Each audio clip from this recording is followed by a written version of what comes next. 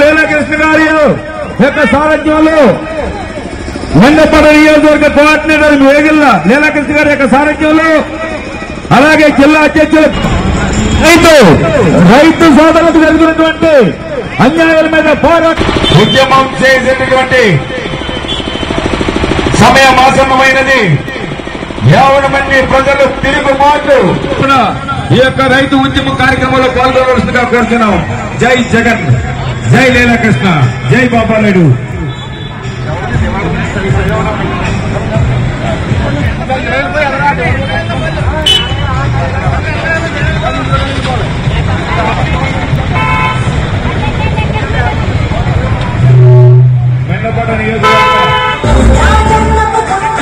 మీ ముందుకు వస్తున్నది నలిగిపోతున్నటువంటి రైతుల యొక్క ఈ సభను ప్రతి ఒక్కరు కూడా మన మెండపడ నియోజకవర్గ కోఆర్డినేటర్ అయినటువంటి వేగుల లీలాకృష్ణ గారి యొక్క సారథ్యంలో బ్రహ్మాండంగా జరుగుతున్నటువంటి కార్యక్రమం ఆడా మగ పెద్ద పిల్ల అనే పేర్లను కూడా గుణమతాలకు అతీతంగా పార్టీలకు అతీతంగా జరుగుతున్నటువంటి కార్యక్రమం ప్రతి ఒక్కరు కూడా రావాల్సిందిగా కుక్కల్లాగా పడేశారు మనం అందరినీ కూడా.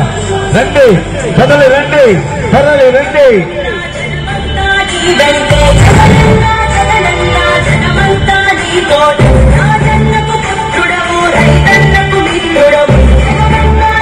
ఎమ్మెల్యేలు అలాగే జిల్లాలో ఉన్నటువంటి కోఆర్డినేటర్లు అందరూ కూడా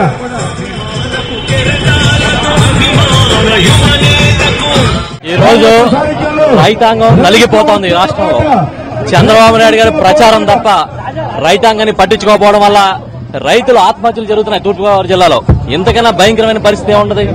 తూర్పుగోదావరి జిల్లాలోనే రైతు ఆత్మహత్యలు జరుగుతూ ఉంటాయి. ఇంకా మిగతా రాష్ట్రం పరిస్థితి ఏంటి? రైతులకి ఈ ఏడాది మొదటి పంటకు సంబంధించిన డబ్బులు బ్యాంకులో పడింది, ₹1 తీసుకోలేని పరిస్థితిలో ఉన్నారు. ఇంచుమించు 617 కోట్ల రూపాయలు రైతు సొమ్ము బ్యాంకులో ఉండిపోయింది. రైతు లైన్లో నుంచుంటే రోజుకి 2,000 ఇస్తా ఉన్నారు.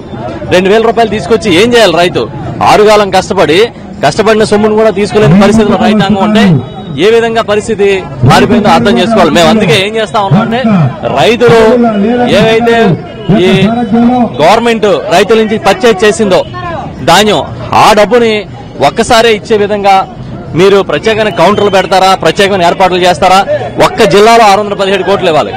మీరు ఇమీడియట్ గా దాన్ని డిస్బర్స్ చేయాలని చెప్పి వైఎస్ఆర్ పార్టీ డిమాండ్ చేస్తా ఉంది. ఎందుకంటే అవేమి బ్లాక్ మనీ కాదు, అదేమి తప్పుడు మనీ కాదు, ప్రభుత్వం ఇచ్చిన డబ్బు అది. రైతు కష్టపడి సంపాదించుకుంటుంది లాస్ట్ 1 year లో. కాబట్టి దాన్ని ఇమీడియట్ గా ఇవ్వాలని చెప్పి మా డిమాండ్. ప్రత్యేకించి ఈ రోజు చంద్రబాబు నాయుడు గారి ప్రభుత్వం వచ్చిన తర్వాత రైతులు పూర్తి స్థాయిలో అన్ని రకాలుగాను పంట మొదలు పెట్టిన దగ్గర నుంచి పంట అమ్ముకునేంత వరకు కూడా అన్ని రకాలుగానే ఇబ్బంది పడుతున్నటువంటి పరిస్థితి. ఈ రోజు రైతులు వ్యవసాయం చేయాలని అంటే భయపడేటటువంటి పరిస్థితి వచ్చింది రైతులకి.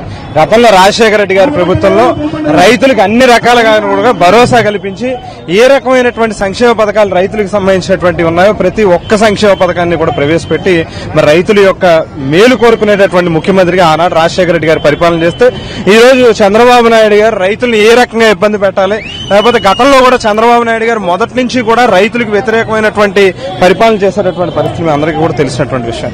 ఖచ్చితంగా మరి రాబోయేటటువంటి రోజుల్లో జగన్మోహన్ రెడ్డి గారి యొక్క సారథ్యంలో రైతులకి ఓ మంచి ప్రభుత్వం రాబోతా ఉందని చెప్పి కూడా తెలియజేస్తాను. మీరు చెప్పండి. మొత్తం మండపేట నియోజకవర్గానికి తీసుకుంటే రాష్ట్రంలో రైస్ మిల్ అత్యధికంగా ఉన్న ఏరియా ఇది. ఈ ప్రాంతంలో రైతు ఇది మా ప్రాంతం 2 జిల్లాల్లోనూ మొత్తం ధాన్యాగారం లాంటి మా ప్రాంతం అండి. ఇది రైస్ బౌల్.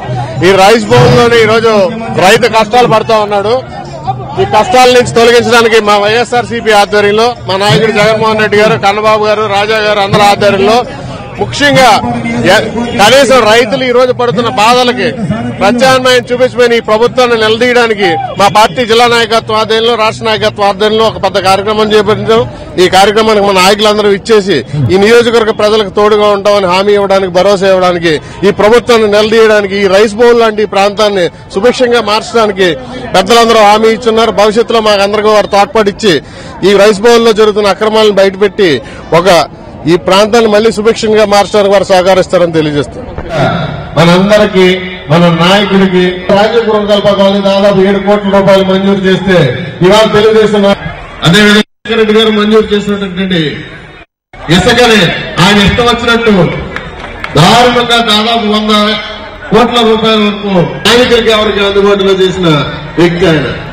కార్యక్రమం చేపట్టాడు. అష్ట వంకరలు తిప్పుకొని ఆయన ఇంటి ముందు 36 అడుగులు మాత్రమే పెట్టి ఆ ఇంటి ముందు మిగిలిన చోట్ల కమిషనర్ కి ఫిర్యాదు చేస్తే అందరూ కట్టుకుంటున్నారండి, ఆయన కట్టుకుంటే తప్పేంటని చెప్పి మున్సిపల్